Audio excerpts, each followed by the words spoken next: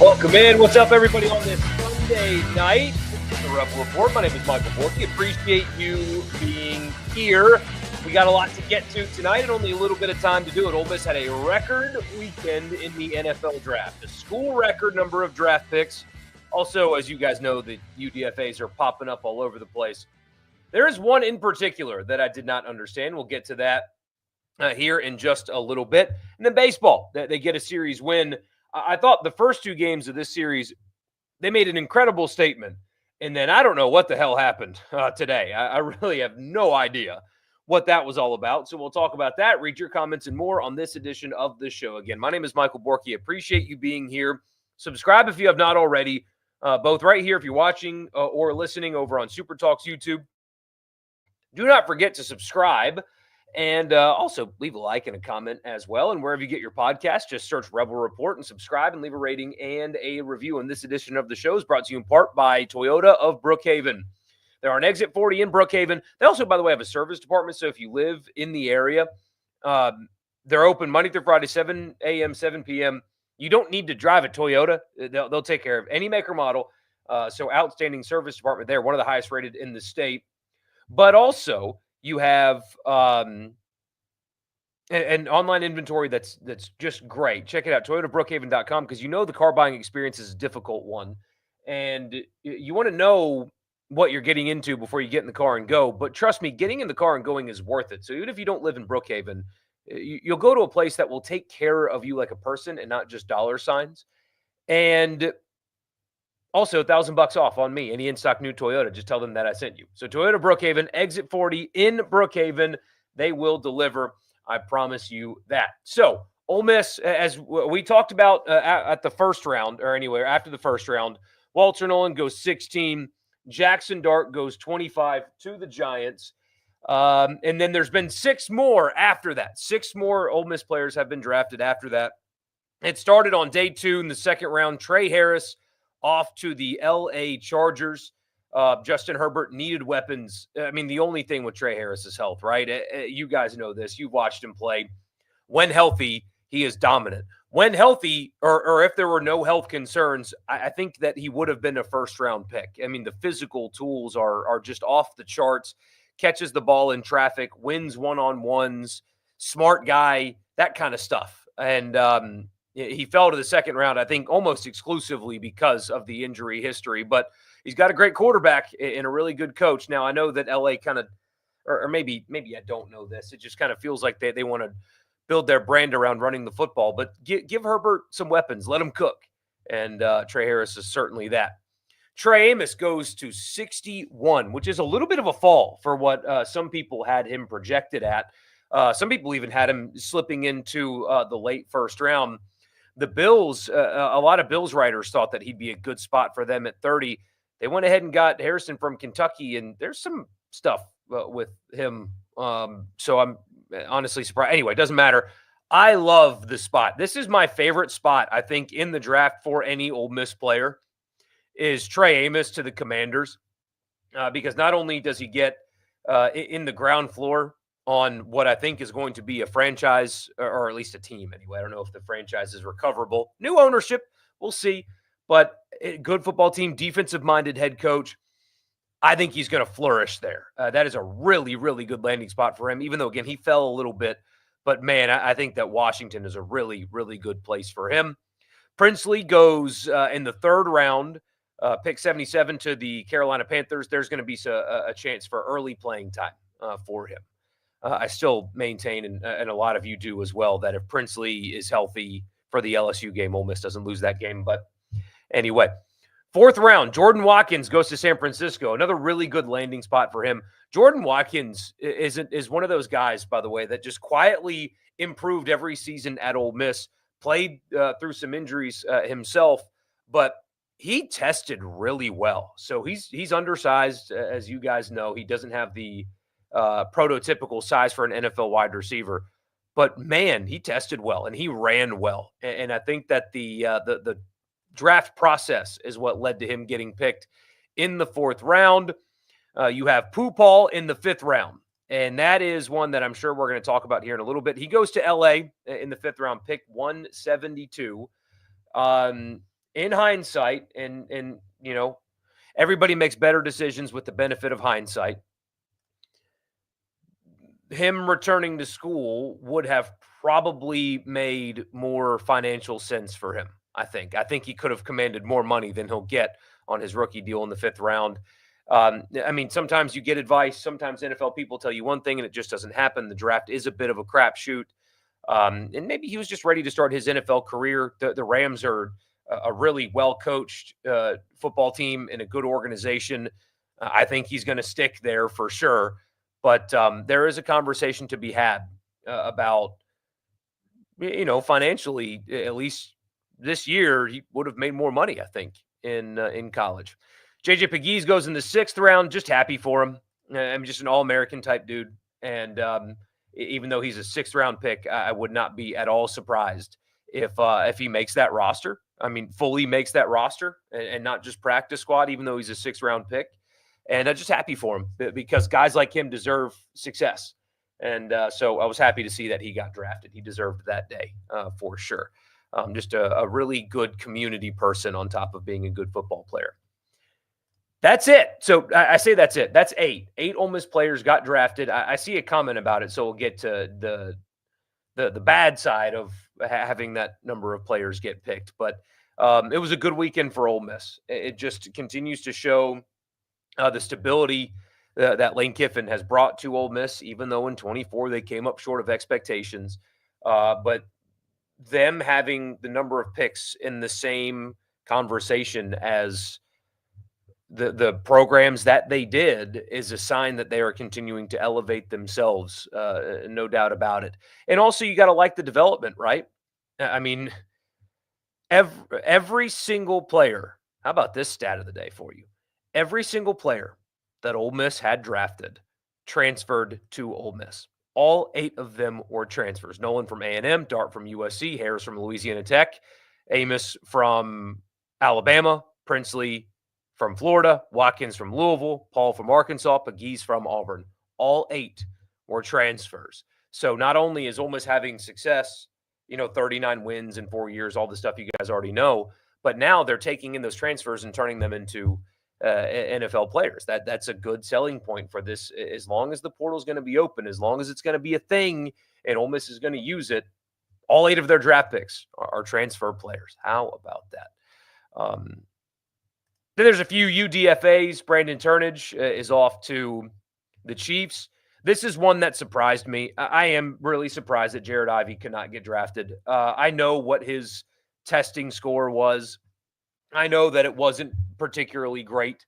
I know that he doesn't have any elite skills, but man, I don't know how you can watch at his size the production that he had in the best league in college football and let a Raz score prevent you from drafting him at all. I was surprised by that.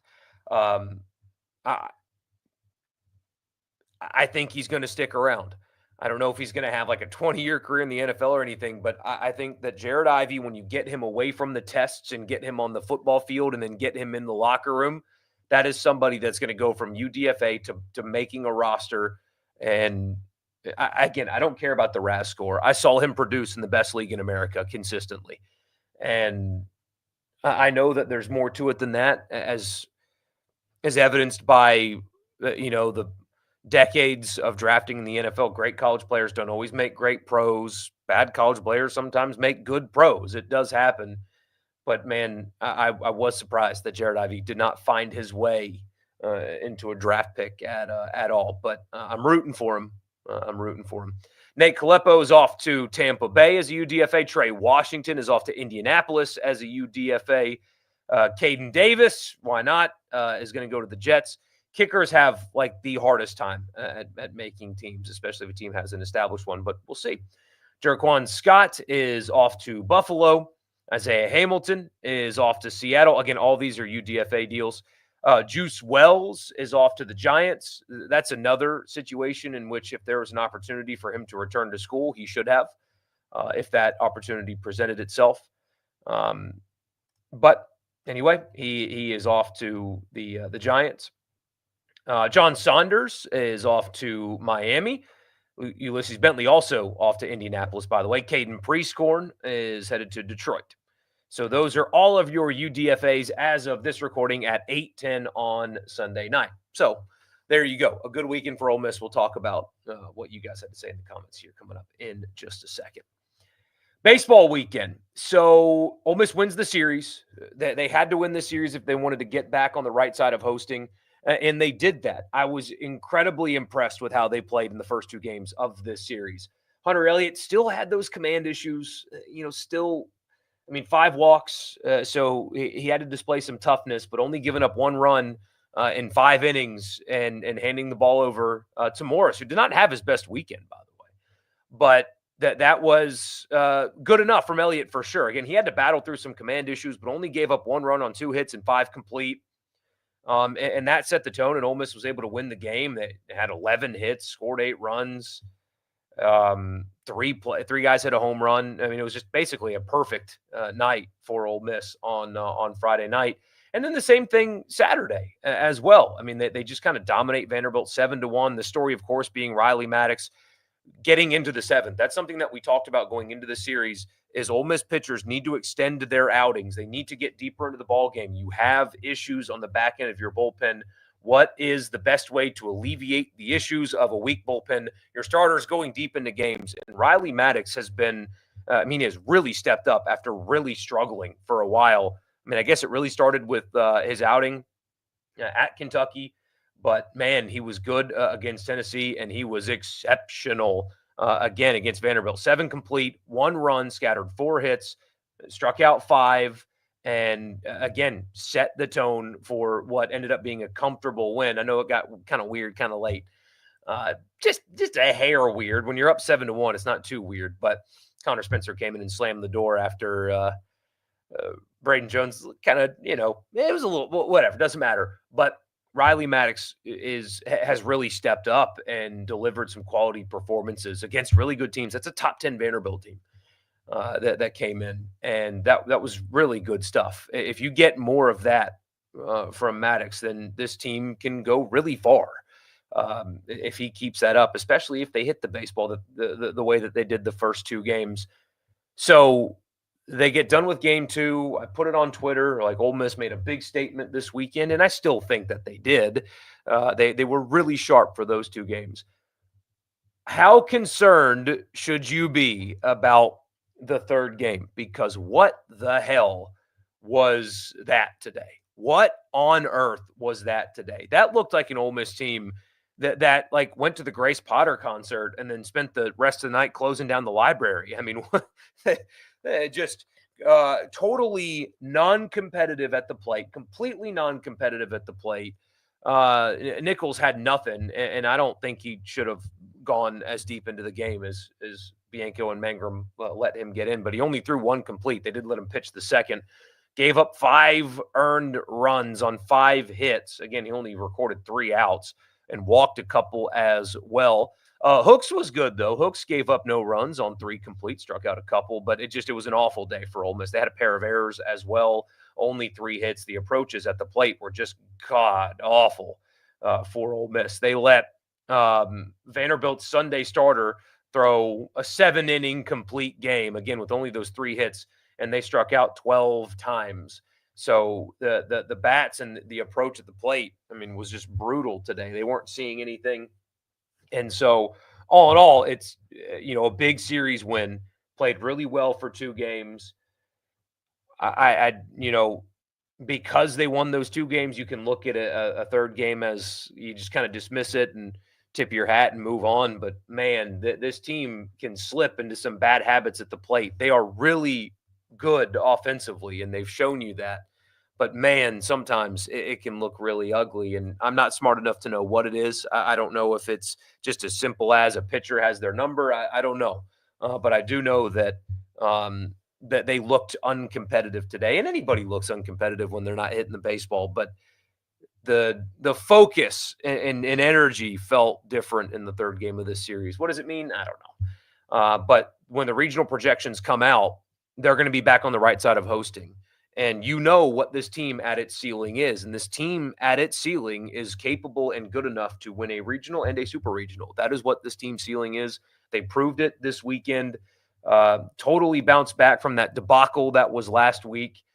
And you just hope today was a hangover day and they continue to play high level baseball because they were really impressive for 2 games. Now they hit the road and go to Norman. That is going to be a difficult series. And then Mississippi State lost yet again. I know they get jacked up for when Ole Miss is in town, but you could have a pretty bad environment for them anyway, because they usually have really good ones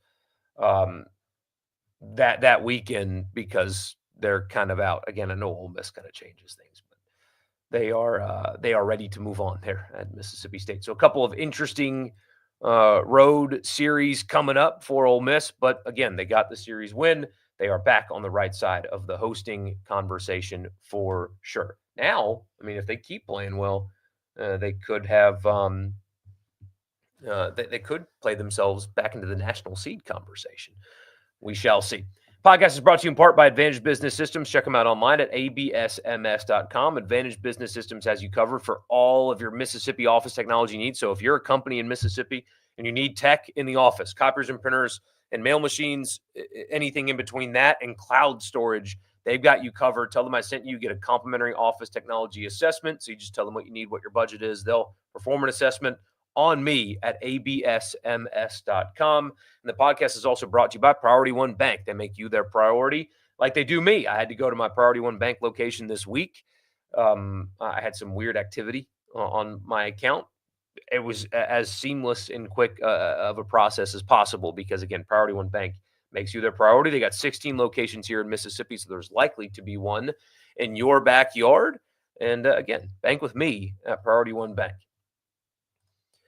Here we go to the comments. Bianco getting tossed today was the dumbest thing I've seen in a while. That umpire was a coward, by the way. I can't stand that stuff. Coach comes out, and Bianco's right, by the way, in what he was arguing, that they were getting quick pitched. And he comes out to argue with the umpire. The argument's over. Bianco is walking back to the dugout when the umpire tosses him when his back is turned to him.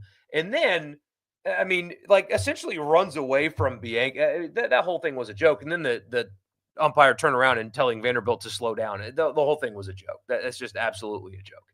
It really is. So I think Chris Paul should have come back in hindsight. Yeah, probably so. He would have gotten a fully guaranteed, very expensive contract. I think he was offered a fully guaranteed, he was offered a fully guaranteed, very expensive contract to return to Ole Miss and chose to go to the NFL. And you hope it works out for him. But I do think that, yeah, there would have been more money this year for him than he'll make with the Rams. All these draft picks, and we go to the Gator Bowl. Yeah, so that is part of this conversation for sure. So Ole Miss was 5th in draft picks with 8. Here, I'll actually give you the draft picks by school. Sorry.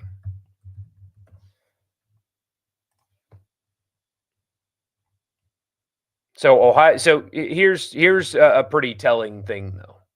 This is the difference between a national championship team and a playoff contending team. Ohio State had 14 players drafted. Georgia had 13. Texas 12. Oregon 10. Again, Ole Miss 5th with 8. Behind Ole Miss at 7 was Alabama, Florida, LSU, and Michigan. And with 6, it was Maryland and Notre Dame. But, yeah, look, 8 draft picks is a lot. Ole Miss should have made the playoff. We've talked about that many times before. I think that this season's failure lies directly at the feet of Lane Kiffin. We've talked about that because it was the offense that was the problem. 1 second half touchdown in their 3 losses. They lost to this bad Kentucky team at home, all that stuff. But it's not like Ole Miss had the best roster in college football either. So, yes, they had 8 draft picks, but, I mean, Ohio State had 6 more than they did. Georgia had 5 more than they did, and they beat Georgia badly. But also, Defensively, they were absolutely as good as advertised. It's not like the entire season was a complete and total flop. They were good enough, especially defensively, though. I mean, all the hype around that team, one half of that team matched that hype and met the expectations and performed probably above them. They were the most productive defensive front six in college football. They played good enough defense to win every single game. It was just the other side of the ball that was a failure. But when you look at these 8 draft picks, there's 2 positions missing: offensive line and running back. What were the 2 biggest weaknesses for this team? Offensive line and running back. It was a very good roster. They should have made the playoff, but you see where they were flawed in what the NFL told them. That they weren't good enough in those 2 areas, and that cost them. That absolutely cost them. You're making a joke to some of that if they could get 9 draft picks to match their number of regular season wins. Yeah. Terrible umpires today, but today was awful. Couldn't see the ball at all. Yeah. Surprised Amos fell as far as he did. I am too, but man, what a good spot, though. Yeah, regardless, he got a good spot. Absolutely. Absolutely. Dart had the worst O-line, the worst running back, and his number 1 receiver out most games, and Dart still made things happen. This is what I would tell any Giants fan that's not happy with the Dart pick. Well, I mean, sometimes NFL fans are just going to be mad to be mad. That's just how they operate, and of course, the media created this thing with Shedeur Sanders that he was just some elite prospect, and he's not. I don't think Jackson is a plug-and-play starter, which is great because Russell Wilson's there and Jameis is there. But I do think with time and Dayball's coaching, he can become a starter and spend a long time in the NFL. I think especially what you saw, by the way, you saw a lot of what NFL teams look for in quarterbacks. And no, it's not an exact science, but go watch the video of Jackson getting the phone call from the Giants, by the way. And pay close attention to what the Giants people that talked to him said about him. They like him as a player. Like, look, I mean, he's 6'2", he can move, he's physical, he's all that stuff. But what created the first round pick for Jackson Dart in particular was they talked about process, right? We loved the way you approached the process. We loved your leadership abilities, those kind of things. There's more to playing quarterback than just throwing a football. Like there's so much more to it than that. And again, it's not an exact science. There's been a lot of great guys with physical tools and good leaders that never made it and stuff like that.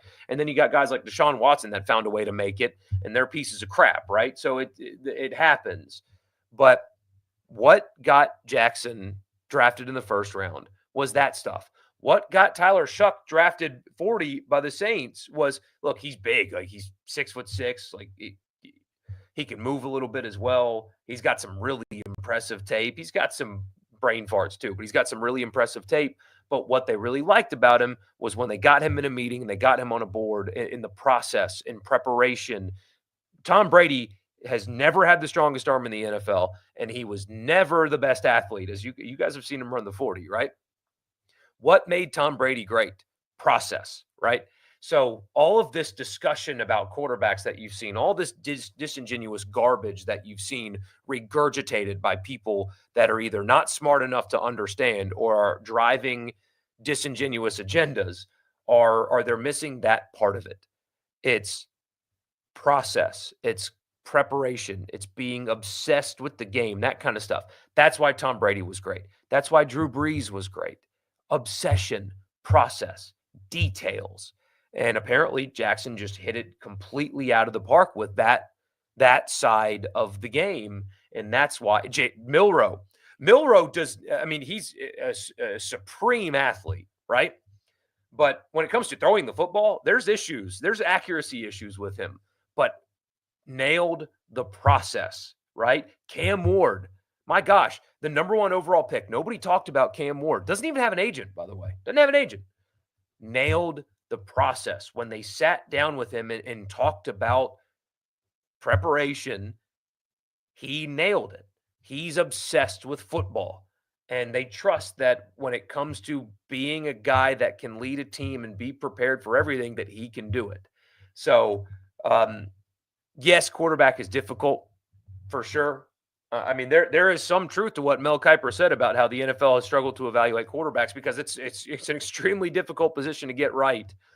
But the pretending that NFL teams were not extremely sound in reasoning for why Cam Ward went number one, which again nobody talked about that, by the way, or why Jackson Dart went in the first round, or why Tyler Shuck went first, or why Milroe went before Sanders, or why Dylan Gabriel went before Sanders, because they believe that those guys will do more than just show up on game day and throw a football. So go watch the Giants calls with Jackson again. You'll see why I just kind of ranted the way I did, because that's what they pointed out about what they loved about him. So don't understand how Ivy goes the entire draft without being drafted myself. Me either. How about all this quarterback drama? This is a loaded question, so I'll break it up in sections. Thoughts on the quarterbacks drafted other than Dart, and then Shedeur Sanders in the prank call situation. Okay. So quarterbacks drafted other than Dart. Frankly, the more I read about Cam Ward, the more I like him. The more I see videos and stuff of him talking, the more I like him. Tennessee's just in bad shape, and I don't know if maybe he's not ready to be day one starter, but he's just been basically ignored in this draft, and it's kind of nuts because I do like him. Just talked about Dart a lot. It's all about process with him, and good spot. The only concern about New York is if they don't win enough this year to keep Dayball's job. But I like that he's not going to get thrust into a starting role that he may not be ready for. He gets to learn behind Russell Wilson, a Super Bowl winner, and Jameis, by the way, who I think is really going to be helpful to Jackson as well. And I'm not being sarcastic. Shuck to the Saints. Saints fans hate it because, my God, no, Saints Twitter hates it. And I know that the organization has been an absolute dumpster fire, right? It's been an absolute dumpster fire. So I get why there's frustration. But you're going to turn around and watch Kellen Moore win a Super Bowl and work miracles on Jalen Hurts the way he did. I'm being a little hyperbolic there, but you're going to watch that and then turn around and think that, no, the Saints suck because they drafted this guy as opposed to Shedeur Sanders. Like that segment of Saints fans just bought into this Sanders thing like everybody else did and think that guy, a pretty good quarterback now, like he's good.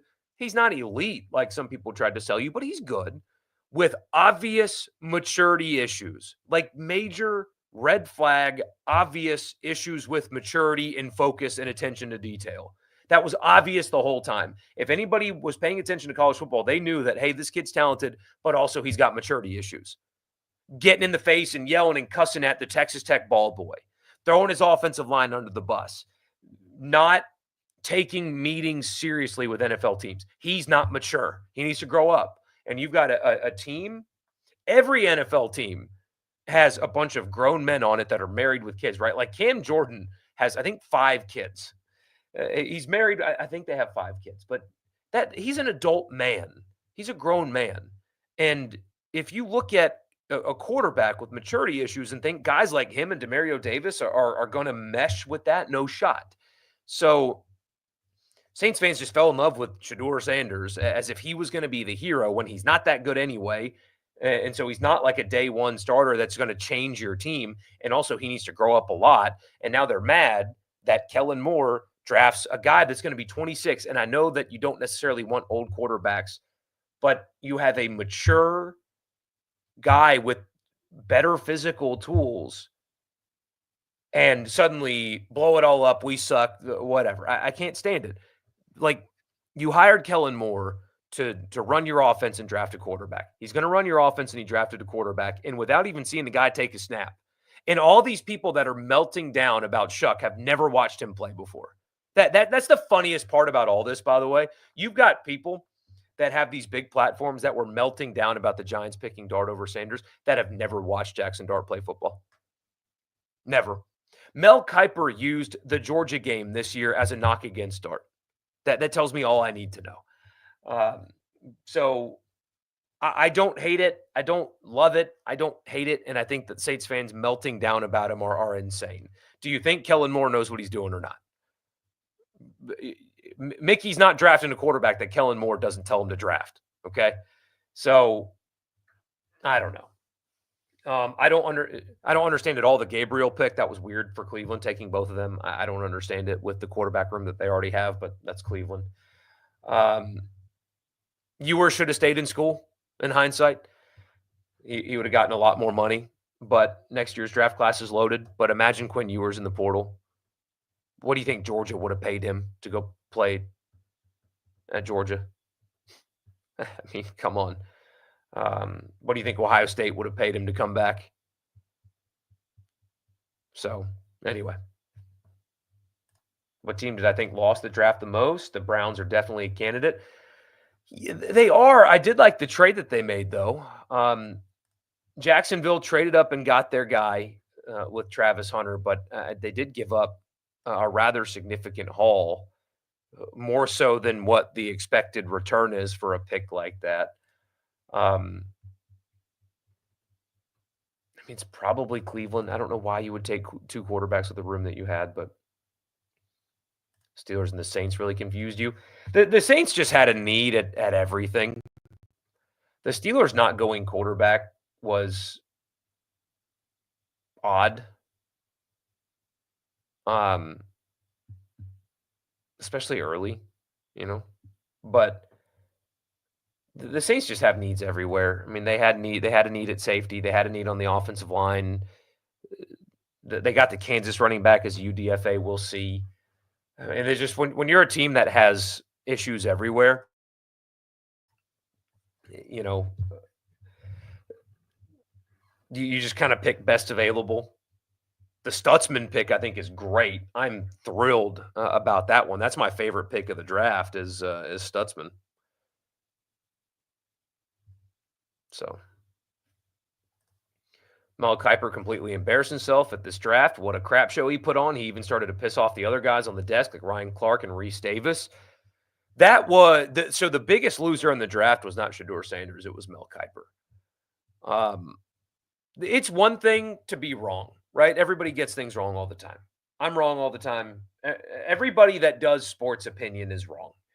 Every draft analyst gets things wrong. All of them do. So it's one thing to get something wrong. And then it's another thing to get something wrong and be upset about it for a little while. I don't like being wrong. It sucks. It's another thing to get something wrong and then spend 3 days absolutely losing your mind over the same thing over and over again. And every pick, it's like Cam Ward's moment was ruined by ESPN. They just cast him off aside, like a number 1 overall pick, 0-star recruit turned into number 1 overall pick and just pushed that aside. Doesn't matter because Shedeur. Jackson Dart's moment got ruined because Shedeur. Saints pick Shuck at 40 and he melts down. I mean, just that was, to me, I think that was an indication of a guy losing his grip. Because he was the OG, right? He was the draft guy. Mel Kiper was the draft guy. Now ESPN has multiple draft guys that are better at it than he is. And I'm sure he sees that. And now there are better draft guys all over the place than him. So I don't know if it was just kind of melting down because he was wrong and now he's losing his grip like on the industry itself.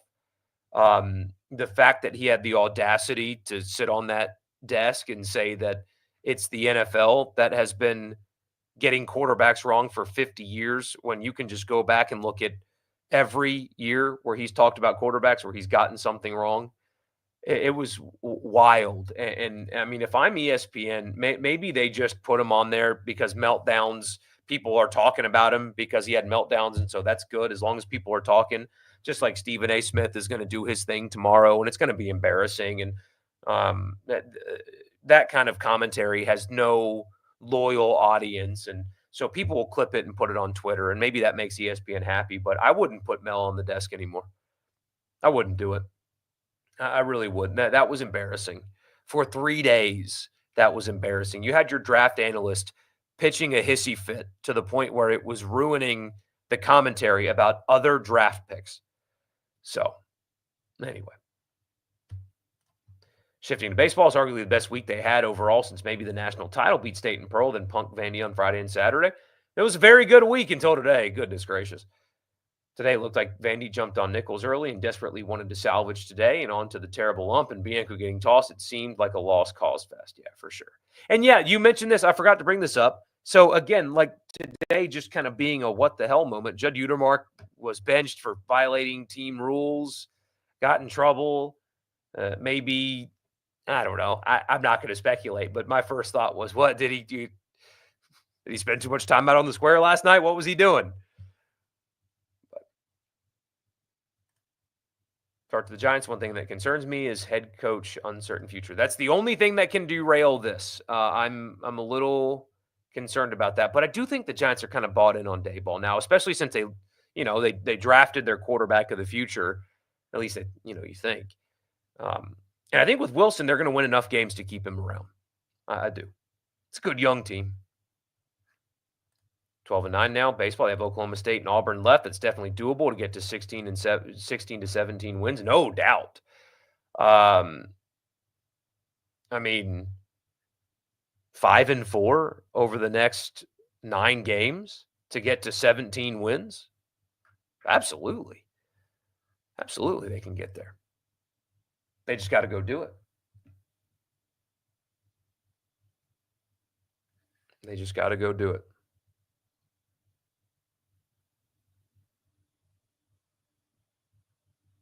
What do I think of the other series around the conference? To be honest with you, I didn't watch much. I didn't watch much baseball because of the draft this weekend. But Florida took 2 of 3 from Arkansas.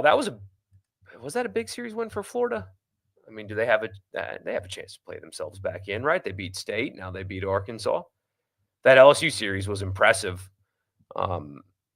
Pretty intense for sure. Texas Little Brothers A&M yet again. Yeah, that is. I mean, A&M needed a win, right? They needed a win over Texas, and they're just not going to get it. It is to the point where I kind of feel bad for them. I mean, just imagine being alpha the way that they got alpha by Texas since they joined the SEC. It is brutal for them. Really liking how the way the baseball team has been performing. Just feel like we have missed some big opportunities this season, today being one of them. Yes, that is the Game 3, Tennessee. Game 3, Arkansas. Those are 2, right? I mean, if they just don't lose to Little Rock in the midweek, for example, there has been some of that, no doubt. 2, 3, 4, 6, and 9 all lost their series this weekend. Big upset weekend in baseball. Hope Ole Miss moves up in the polls. They will absolutely move up, no doubt. Only 2 games out of being tied for second. They're 5th right now in the standings. Yeah. In New York, they love to hate. It is a tough media market. But, I mean, luckily for Jackson, he's got Eli, like, in his corner, right? There is a rapport there. And so you think that they're going to have some conversations, if they haven't already had them, about what to expect and how to handle it and stuff like that. Because, if people think criticism for a college quarterback is bad, just wait till you throw 3 interceptions in the first half in an NFL game. Judkin's mom answering the call for him was very on brand. No kidding. Vandy was the first team to get some run on Mason Morris, but I don't think that's very alarming or anything. They're a very good team. Oh, yeah, absolutely. But that was, all the clamoring that I participated in, hand up, just for him to have, not a perfect weekend was, I don't know if funny's the word that you guys will appreciate, but it did kind of crack me up that, spent all this time talking about Morris being their best pitcher, and then he has a bad weekend. But pleased with the Titans and the Rams draft. Tennessee playing for 2027 with the new stadium and all that. Absolutely. Yeah. I'm glad. I know that you are a Titans fan, so I'm glad that you're satisfied with what they've done. I think Cam Ward is going to grow on a lot of people. I know Titans fans are excited about their quarterback, but I think nationally people are just kind of again just kind of dismissive of him. Just oh yeah, well the Titans picked Cam Ward. I've been impressed with a lot of what I've read lately about him. Shedeur Sanders has actual on-field concerns too. It's not just off the field. He has bricks for feet, takes way too many sacks, and never sets his feet. Half his highlights are Hunter Circus catches. Over half of his completions were at the line of scrimmage. So, oh my gosh, look at that completion percentage. Yeah, because he's dumping the ball off. Yeah, there are serious concerns. Bad pocket presence. I mean, he was the smart NFL people, the ones that actually talk to NFL teams and that actually like paid attention to that, have been telling you for months, hey, teams have a second round grade on this guy. Him falling out of the first round should not have surprised a single person. To the fifth, different story. But falling out of the first shouldn't have surprised anybody. But because you have a bunch of idiots, no, they're not idiots. I think they're smart. I think they do it intentionally. But you have a bunch of people on ESPN or wherever just hyping this dude up. People start believing that he is something that he wasn't. You got Rams season tickets? Don't sleep on that team because it's loaded. That's where I wanted Jackson to go. You were told Judd stayed out last night and missed the morning team meeting. Oh, the old double-decker hangover. What an idiot. If that's true. If that's true. But it's also very college. Don't understand why Colorado and Shedeur are such media darlings. It's a very simple answer, Dion. Because the people that now are in charge of quote unquote, of the media, right? The talking heads love primetime. That's why. It's as simple as that. Meanwhile, Dart put on an absolute clinic on what a quarterback leader should be. Night and day difference, absolutely. Vandy is better than they played this weekend. Our starters are having early inning breakdowns. Hope to see the Rebs in Birmingham. What if they had early inning breakdowns because the Ole Miss offense is good? Just picking on you. Glad you're here, man. This next year road series are going to be interesting. Oklahoma probably won't have much juice in their park, but they're good. Yeah, I think they broke a stadium record a couple weeks ago with 5,000, just over 5,000. So thought Hunter Elliott was good despite his command issues. Definitely a positive step forward. Much better, for sure. Battled through it, but that's still just, it's kind of a consistent thing with him this year is he is struggling with his command. So skipping practices to go to fashion shows, trashing your teammates, blowing off interviews. Forgot about the fashion show thing too. Everybody else is practicing, but he skips to go to a fashion show. And people are like, oh, yeah, no big deal, whatever. No, man.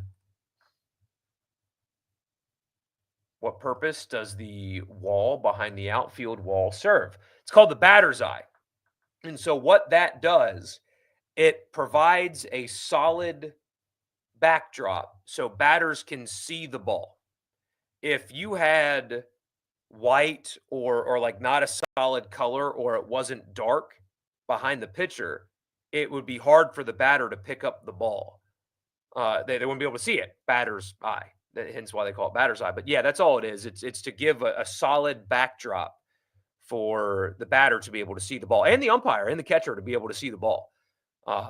Because if you had like a white out there, and they had to make it so tall because they cleared all those trees out for the band field. So they had to make it even taller because now it became like kind of like a white space up there too. So they had to extend the height. But that's all it's there for, is just simply so the batter, the catcher, the umpire can see the ball out of the pitcher's hand. Do I think Lamonis could save his job by beating Ole Miss and getting to 12 to 13 SEC wins? If he makes the tournament, I bet he saves his job. I think it's that simple.